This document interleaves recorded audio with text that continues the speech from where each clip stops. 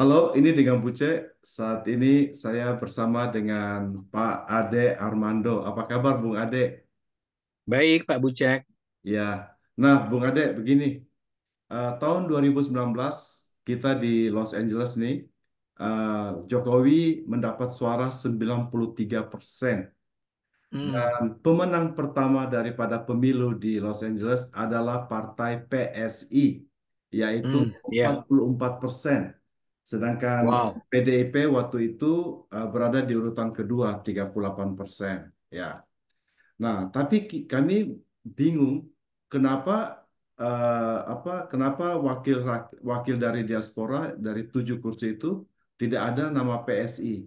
Kira-kira Bung Ade bisa jelaskan nggak kenapa? What happened gitu loh. Wakil di mana? Sorry, saya I- kurang paham pertanyaan Anda. Oke, begini. Tahun 2019 kan ini untuk memperebutkan sama dengan kursi yang sekarang Bung Ade sekarang perebutkan ini 7 kursi untuk Jakarta Ya, Pusat ya. dan luar negeri. Oh, ya. Hmm, Betul. Dan ya, ya. tahun 2019 7 kursi ini tidak ada satupun dari PDI daripada PSI karena ya kan kita kan udah capek-capek untuk menvote untuk PSI, tapi kenapa kok tidak ada gitu loh. Eh, Ya, Gimana bisa dijelaskan? 2019 ya. Ya, Iya. jadi yang terjadi saat itu adalah Ah, walaupun sebetulnya ada sejumlah kader PSI yang memperoleh suara cukup besar di bukan hanya di luar negeri tapi juga di Indonesia, iya. tapi PSI sebagai partai tidak lolos eh, persyaratan yang namanya parliamentary threshold. Ya, Oh, gitu. parliamentary threshold itu berlaku di pertarungan DPR pusat. Jadi untuk bisa masuk DPR pusat, kita harus melewati dulu parliamentary threshold. Oh, Syaratnya itu adalah kita harus memperoleh mencapai 4% suara dari seluruh Indonesia. oh gitu. Sehingga karena waktu itu kita nggak PSI ya, ketika itu saya belum di PSI, tapi saya tahu apa yang terjadi. PSI tidak mampu mencapai angka minimal tersebut.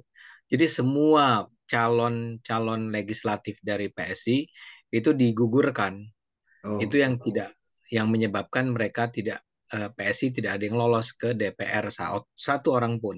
Jadi PSI itu hanya ada di sejumlah DPRD di Indonesia, ya, termasuk di Jakarta. Di Jakarta ada 8 anggota DPR DKI Jakarta itu datang dari PSI. Di ya. kota-kota lain ada yang 4, ada yang 3 gitu ya. Ah, Tapi di DPR pusat nggak ada yang masuk. Nah, oke, ini yang kita upayakan tidak akan terjadi tahun ini oke. karena kita melihat bahwa suara PSI tahun ini dari berbagai survei yang kami lakukan sendiri ya itu menunjukkan perkembangan yang signifikan, yang menjanjikan, promising ya Oke. bahwa kita bisa mencapai angka 4% itu atau lebih. Bagus. Terima Gitu kasih. kira-kira. Ya, nah saya mau mendengar tanggapan dari Bung Ade ini karena terus terang kami di Los Angeles tadinya ini kan jadi dari suara itu bisa ketahuan pada tahun 2019 bahwa yang memilih Jokowi bukan dari PDIP tapi dari relawan Jokowi. Karena dari Ya, PDIP cuma 38%, ya.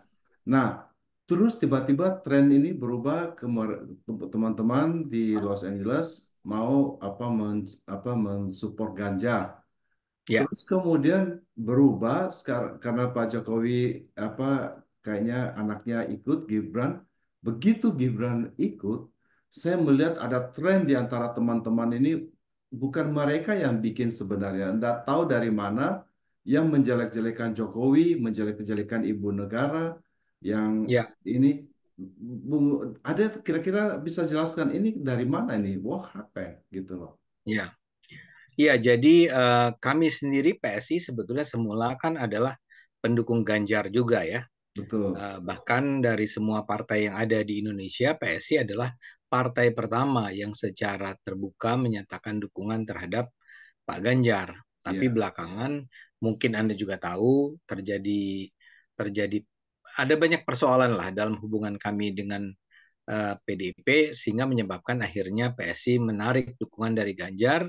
Semula PSI berniat untuk tidak mendukung siapapun gitu ya. Tapi kemudian datanglah Pak Prabowo datang ke kantor PSI untuk mengajak untuk mengulurkan tangan persahabatan lah kira-kira gitu. Dan itu memang yang mengubah sikap PSI pada akhirnya. Nah, kembali ke pertanyaan Anda, yang terjadi kemudian adalah kan pada dasarnya begini, ada dua pihak yang penting ini. Satu Pak Jokowi, satu PDIP.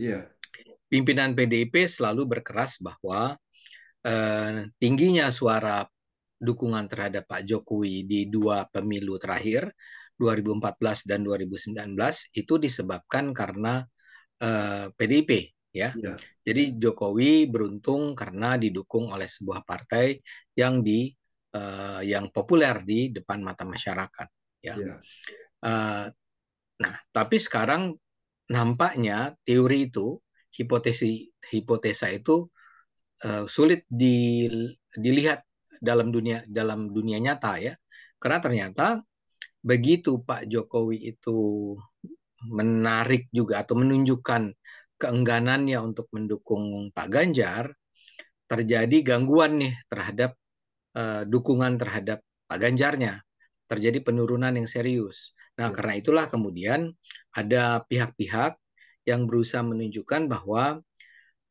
kita tidak perlu lagi terus-menerus mendukung Pak Jokowi, ya.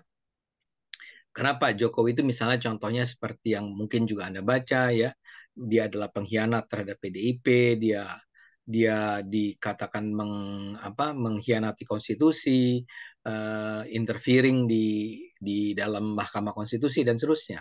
Jadi pihak-pihak yang berusaha menunjukkan bahwa Pak Jokowi itu sebetulnya bukanlah hero buat kita semua, tapi justru dia adalah orang yang mengancam kita semua. Saya rasa adalah orang-orang yang khawatir ya dengan uh, kecenderungan suaranya Pak Ganjar. Jadi karena terus menurun nih, dan sekarang pun saya baru saja mendengar kabar terakhir, sekarang betul-betul Pak Ganjar sudah di bottom, di bawah, paling bawah. Jadi Pak Prabowo naik terus, sudah mendekati 50. Kemudian ada Mas Anies di tengah-tengah. Sebenarnya nggak persis di tengah-tengah, tapi dia sekitar 20-an begitu ya. Dan Pak Ganjar sudah di bawah 20. Tapi kembali ke pertanyaan Anda, kalau Anda tanya kenapa, ya saya duga itu adalah karena ada permainan dari kalangan-kalangan tertentu yang ingin agar orang tidak lagi mencintai Pak Jokowi, karena hanya kalau Anda sudah tidak mencintai Pak Jokowi lah Anda mungkin akan beralih untuk mendukung Pak Ganjar, karena Pak Jokowi sekarang sudah firm, sudah sangat jelas dia mendukung, dia dan keluarganya mendukung Pak Prabowo. iya, Saya rasa jawaban singkatnya seperti itu. itu ya. Ya, terus terang ini membuat saya prihatin. Saya sangat prihatin karena Ya, menurut saya Pak Jokowi dan keluarganya adalah orang yang baik, betul. orang yang baik yang dengan tulus mencintai negeri ini. Kenapa dicaci maki seperti itu bahkan mau Ya, di-impeach? Ini saya ya, tidak bisa terima itu. Apa ya. menurut saya itu apa enggak tahu logikanya di mana gitu loh. Nah, menurut ini dari apa isu impeachment itu sebenarnya dari mana, Bung Ade? Asalnya Uh, dari da- mana ini? ya, datangnya dari beberapa pihak ya. Ya, Tapi ya saya harus terpaksa menyebut lagi yang mungkin membuat Anda semakin sedih. Salah satu pihak yang uh, mengutarakan impeachment ini, pemakzulan ini adalah orang-orang PDIP sendiri ya. oh, Uh, Tidak, misalnya gini, kalau Anda tanya apakah Bu Mega mengeluarkan pernyataan itu, tidak ya.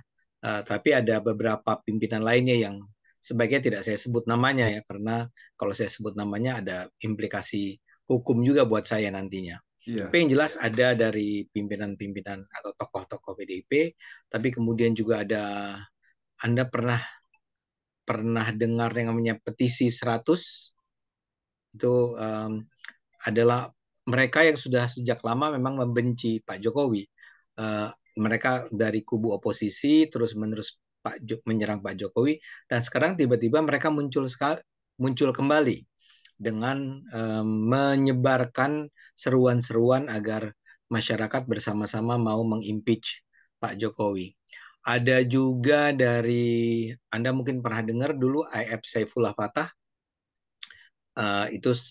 EF ini adalah dulunya pendukung Jokowi, tapi kemudian pada tahun 2017 itu ketika Ya, ada pemilihan gubernur DKI, dia mendukung Anies Baswedan ya, dan dia adalah salah seorang tokoh yang paling penting dalam mengembangkan apa yang kita kenal dengan istilah politik identitas. iya. Jadi Oh, menggunakan Islam ya ya, untuk menjatuhkan Bung Ahok. oke. Dan juga ada beberapa tokoh lainnya yang terutama kan banyak pihak tuh begini. Semula semula seperti tadi saya tunjukkan eh, banyak pihak yang pada dasarnya adalah kelompok-kelompok pro demokrasi itu percaya bahwa Pak yang akan menang dan akan maju atau berpotensi untuk kami dukung bersama adalah Mas Ganjar ya. Iya, Jadi ketika ternyata Pak Jokowi beralih dukungannya dan membawa Gibran dan membawa Kaisang dan didukung oleh Bu Iriana, ada semacam perasaan sakit hati, ya, ada kemarahan di situ. Maka muncullah seruan-seruan yang terus-menerus sampai sekarang, pemakzulan, gugatan agar Pak Jokowi mundur sebelum nanti November gitu ya. Jadi ada tekanan semacam itu. Juga ada gerakan-gerakan mahasiswa, Bung Bucek yang dari beberapa badan eksekutif mahasiswa dari sejumlah perguruan tinggi terkemuka. Jadi ada kombinasi dari berbagai pihak ya. Nggak iya. bisa saya katakan siapa yang paling awal berinisiatif untuk menggunakan istilah impeachment ini.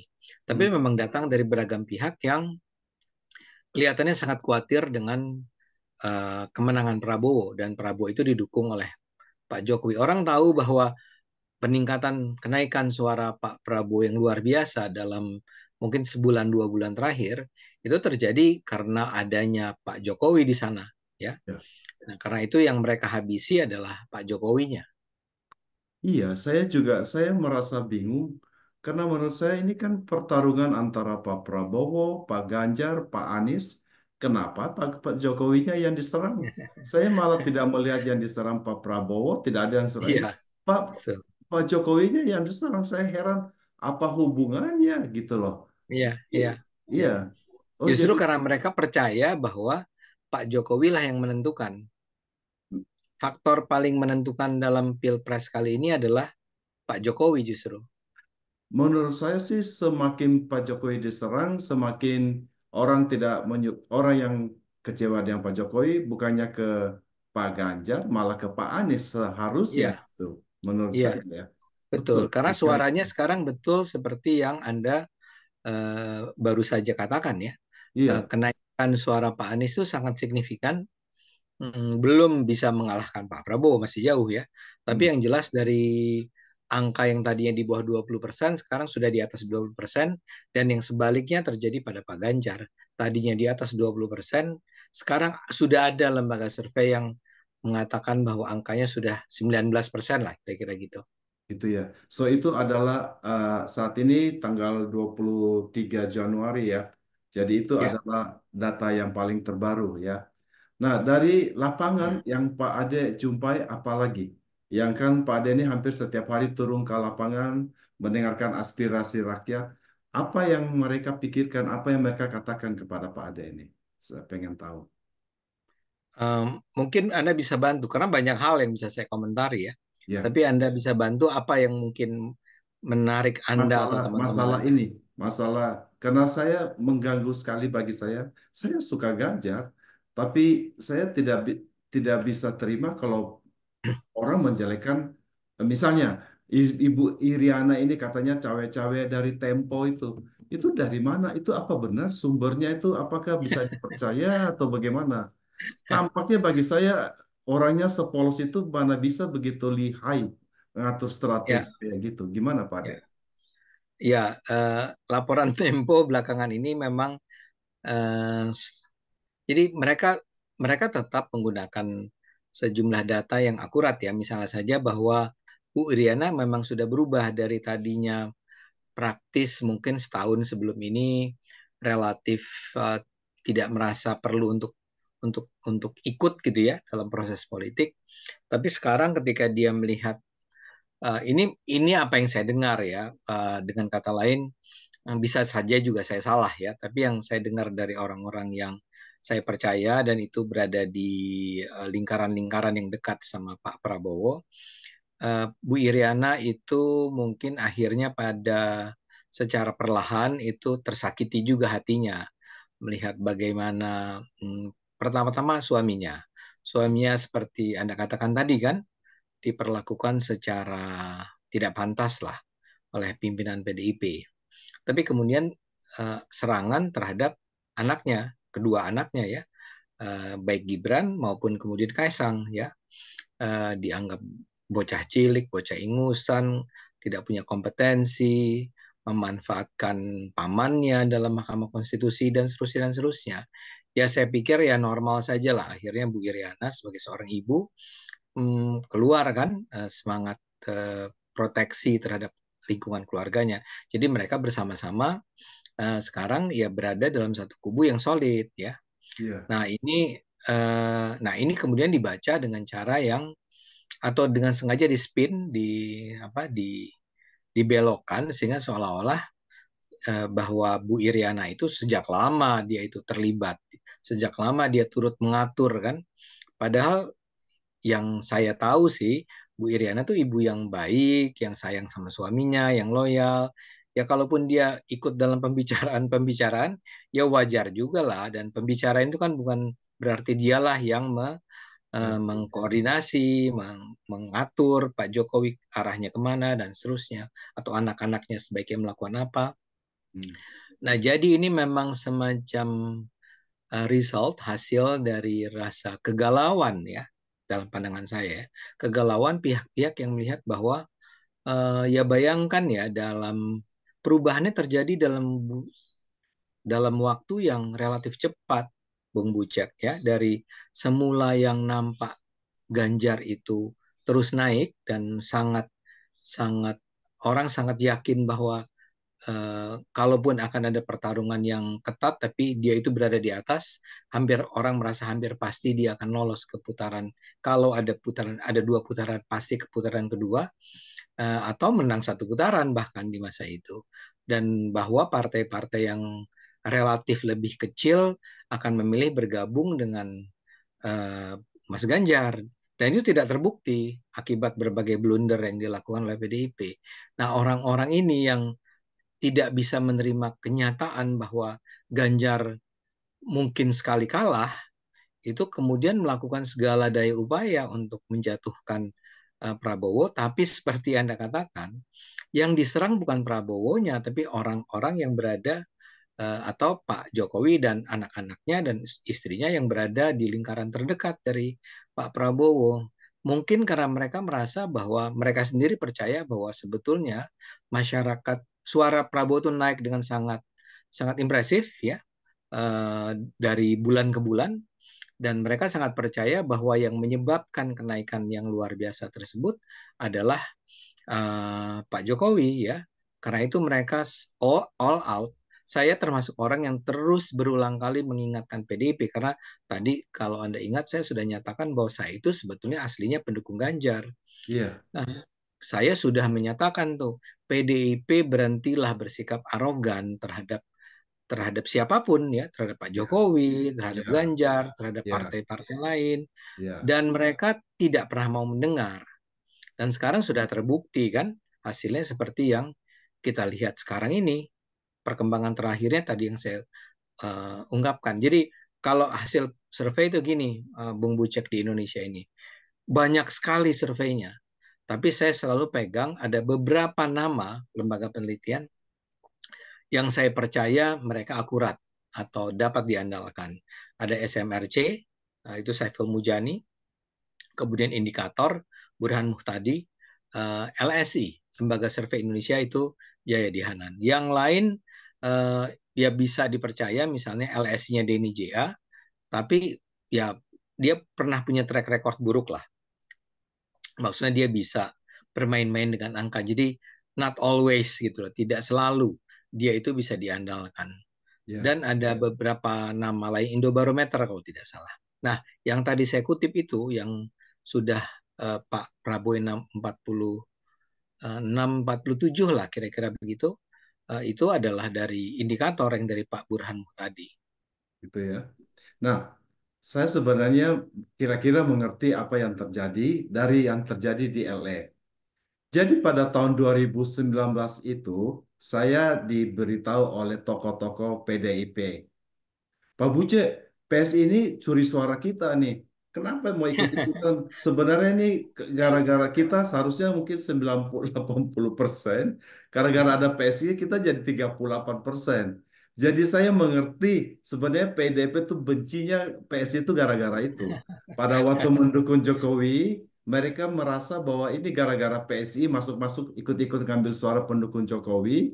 Akhirnya PDP punya suara lebih sedikit di parlemen, seharusnya bisa lebih banyak daripada itu. Ya, Saya kira itu juga yang ya, merupakan mendasari ketika PSI juga tiba-tiba mendukung Ganjar. Mereka tahu mungkin mereka mau mendukung Ganjar, mereka benci banget, sengaja tidak mau di ini. Saya melihat kasar banget pada waktu dia mengundang orang-orang partai-partai yang lain yang mendukung Ganjar untuk diajak ketemuan, sengaja PSI tidak di. ya dia aja. Ya. Saya saya Padahal, juga marah juga. Saya sebenarnya tidak ya, ini. Ya, padahal Pak Bucet, ya, ini jujur ya, saya utarakan sebagai orang yang datangnya belakangan ya ke PSI, ya, bukan dari dulu. ya, Mereka itu, PSI itu serius itu akan mendukung Ganjar dan berharap bahwa bisa mendukung, bekerja sama lah dengan PDIP. Jadi tidak ada keinginan untuk menjatuhkan PDIP karena kami menganggap, PSI menganggap PDIP itu sudah dominan kan, jadi leading party di Indonesia. Ya kalau kalaupun ada yang pindah 1-2%, ya apalah salahnya kan? Kita merasa bahwa kalau kita bertemu bergabung bersama PDIP itu akan sinergis sifatnya ya, dan saling memperkuat ya.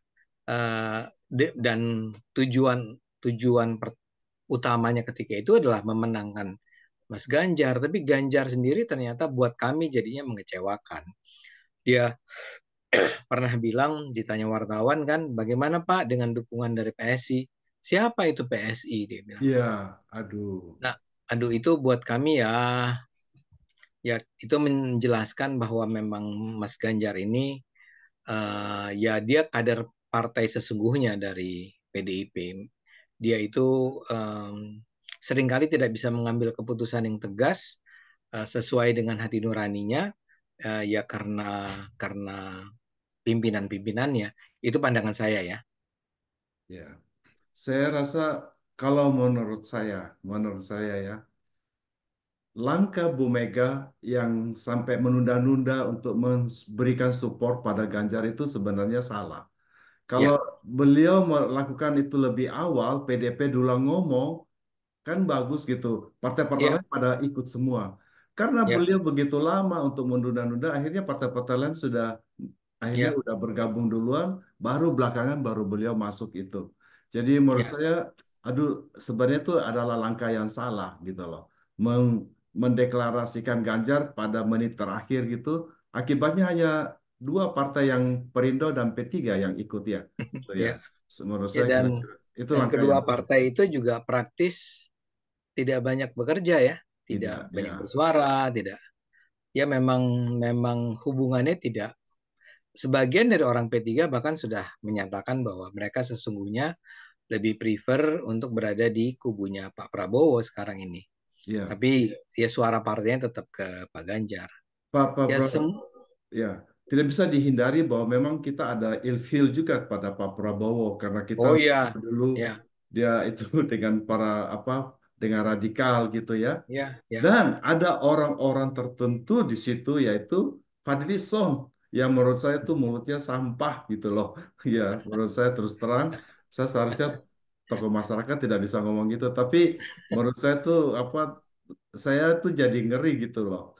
Nah, ya, mungkin pendukung Prabowo yang tidak begitu suka beberapa orang di Gerindra untuk ya seperti Fadly Lizon ya ini mungkin bisa akan memilih PSI karena ikut mendukung juga. Amin. Ya, gitu ya. Nah, Mudah-mudahan. dan diharapkan bahwa mungkin dengan interview ini setidaknya orang mulai bergerak lagi.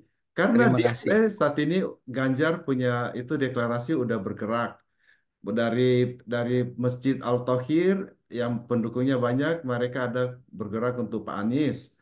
Dan dari gereja-gereja ini orang Manado banyak yang mulai dari Gerindra. Tanggal 27 ini ada deklarasi Gerindra. Nah, Oh, good. PPSI yang dulunya tuh sangat tinggi, tidak ada kedengaran suaranya. Saya tahu, saya kemarin cari penggeraknya PSI di LA namanya Raul, tapi masih belum ada nih. Dulu yang penggeraknya Arke, tapi karena dia sekarang jadi pendeta, jadi dia harus netral. Di Karena sana ya.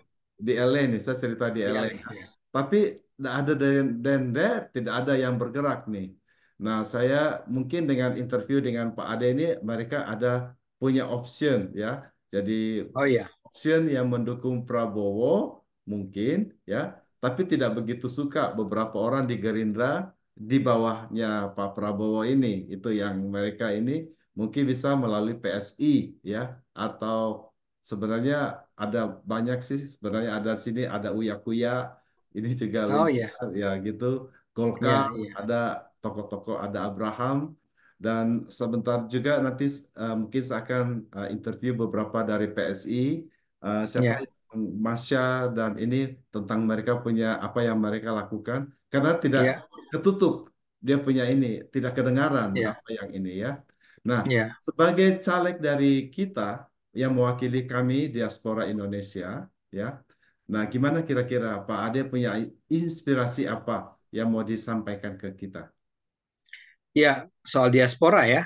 Ya, Ya saya itu beruntung karena diajak oleh itu Foreign Policy apa namanya Bung Bucek FPJI dari Pak Dino FP Patijalal, ya founder Dino dari Patijala Diaspora Indonesia. Ya, ya karena dengan saya dilibatkannya dalam kampanye bersama ke diaspora Indonesia saya jadi mendengar langsung tuh suara-suara dari berbagai teman-teman di luar tentang persoalan-persoalan yang dihadapi sebagai orang Indonesia yang berada di luar negeri. Terus terang itu memang sebelumnya tidak menjadi perhatian saya, terus terang ya. ya. Itu bukan karena saya nggak peduli, tapi memang Tidak tahu. karena tidak cukup ya, Ya, ya, informasinya tidak cukup menyebar. ya, Sehingga memang saya sudah bilang sama teman-teman, kalau sekarang kan memang kita lebih banyak kampanye ke dalam negeri ya. ya, Karena saya pernah bilang ke Anda, untuk bisa saya misalnya untuk PSI sendiri kan bukan partai besar ya, yang ya, berdana besar. Walaupun datangnya, sebentar ya. ya, Uh, sorry. Jadi kami untuk bisa datang langsung ke negara-negara lain tuh tidak mudah ya. Uh, Kalau Bu Marsha atau Mbak Marsha itu atau Dik Marsha dia jauh lebih muda dari saya itu memang barangkali dia punya koneksi lah, ada hubungan dengan pihak-pihak yang bisa membiayai perjalanan dia di luar negeri. Nah, tapi seperti saya, ya saya tidak punya ya resources untuk bisa membawa saya ke luar negeri.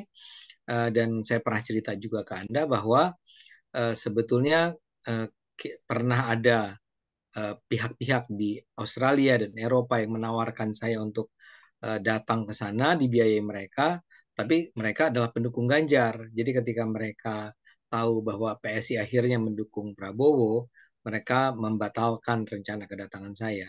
Jadi saya masih terus belajar, tapi ini menarik untuk mempelajari duit keluarga negaraan ya, visa apa long lasting visa lah kira-kira gitu ya. hmm. Juga Berbagai visa, persoalan ya, yang ya, di Asia itu soal illegal workers, illegal dari Indonesia yang datang ke sana melalui proses yang ilegal, itu banyak sekali yang mengalami penderitaan yang luar biasa di sana. Jadi hal-hal semacam itu memang harus kami lakukan karena saya betul-betul di FPCI itu saya bilang anda itu Bung Bucek dan kawan-kawan ambassador Indonesia. hmm. Apakah Anda warga negaranya masih Indonesia atau sudah pindah warga negara itu it's other issue buat saya. Tapi Ya, gimana caranya nih bahwa Indonesia punya sekian juta orang di luar negeri yang bisa membawa kebaikan buat kita semua, itu harus dipelajari secara serius. Iya, Dan itu saya udah bilang sama teman-teman, kalau kita lolos 14 Februari, sesudah itu salah satu isu yang harus kita garap secara serius, kita tanya pada teman-teman di luar sana adalah tentang diaspora ini ya. iya, Tapi kalau sekarang memang saya betul-betul tahap sedang belajar iya, iya. I see. itu Wow.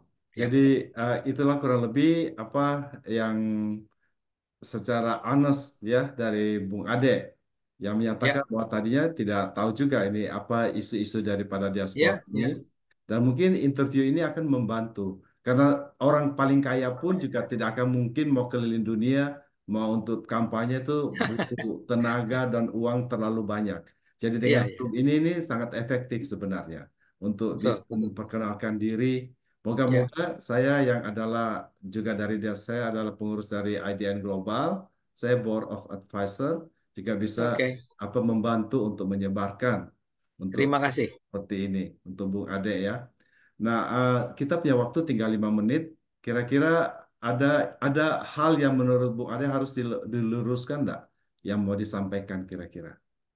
Diluruskan. Ya, apa yang menurut Bu kan melihat situasi saat ini unek-unek apa yang paling ini yang mau diluruskan oleh Bung Ade tentang situasi politik kita di Indonesia? Ya, jadi begini. Buat saya 10 tahun bersama Jokowi itu adalah sebuah it's a bless buat saya buat Indonesia ya. Iya, Tapi kemajuan-kemajuan yang kita capai selama 10 tahun itu bisa tiba-tiba berbelok ya. iya, Kalau kita salah memilih satu presiden dan iya, kedua anggota-anggota DPR-nya. iya, Kita jadi apa yang dicapai oleh pemerintahan Jokowi adalah momentum penting buat Indonesia, bukan sekarang, tapi 25 10, 15, 25 tahun ke depan.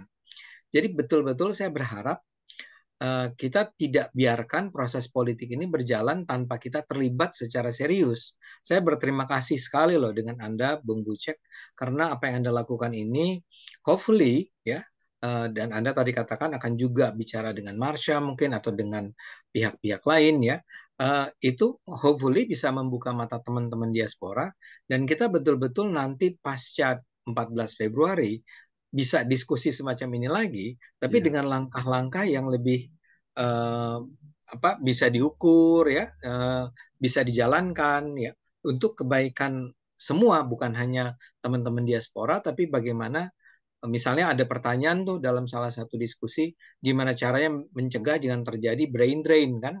iya, Orang-orang pintar-pintar ini kalau bisa punya sumbangan buat Indonesia secara signifikan, baik dengan tetap tinggal di sana karena alasan-alasan tertentu, atau memang bisa pulang ke sini dan pulang ke sini langsung difasilitasi dengan beragam kondisi yang memungkinkan mereka bisa mengoptimalisasi apa yang mereka sudah peroleh selama ini di luar negeri. Ini buat saya udah ikut 3 kali tuh diskusinya foreign FPCI ini dan iya, saya merasa ini luar biasa. Ini adalah sesuatu yang betul-betul harus tadi saya gunakan kita kita sumber dayakan ya, kita iya, gunakan secara seoptimal mungkin. iya. Mungkin itu yang bisa saya sampaikan sebagai penutup dari apa yang tadi saya jelaskan. Oke, terima kasih Bung Ade ya. Jadi Terima kasih. saya senang sekali bisa ketemu dengan Bung Ade. Kita Saya juga terima ya. kasih. Jadi Bung Ade cukup cukup dikenal di kalangan kita juga di diaspora Indonesia. Ya. Mudah-mudahan tidak Hah? yang fitnah-fitnahnya ya. Nah, Karena saya banyak sekali menjadi korban I know, apa ya I ya know. ya you know. Apalagi waktu Thank you. dipukuli, gimana lukanya? Oh Udah ya. sembuh? Sudah oke? Udah recover? Itu itu itu miracle kata dosen kata apa dokternya Hmm, karena saya tidak mengalami cacat yang serius, tidak oke. ada cacat yang lama permanen. Itu hanya dalam waktu bilangan 1-2 bulan saya bisa sudah sembuh seperti sedia kala. Di Tuhan. So ya puji Tuhan, alhamdulillah. Ya. Bung Ade bisa apa Ya jadi ya ya, menjadi I know. martir, hampir jadi Tapi martir. barangkali Bung Bucek saya mau bilang satu hal. Nah, Barangkali gara-gara pengeroyokan itulah saya memutuskan saya harus masuk ke parlemen. Saya harus pertama saya harus masuk ke partai politik. dan itu adalah PSI, dan dari PSI saya berharap saya bisa masuk ke parlemen atau membantu PSI masuk ke parlemen.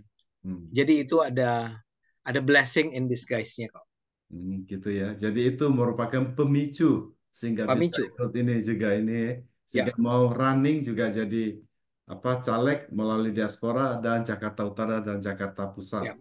Jakarta Jakarta Selatan dan Pusat Jakarta dan Pusat. Selatan ya. Ya, ya. Ya. Terima kasih eh, eh, Terima kasih. untuk waktunya. Bye bye. Thank you. Bye bye.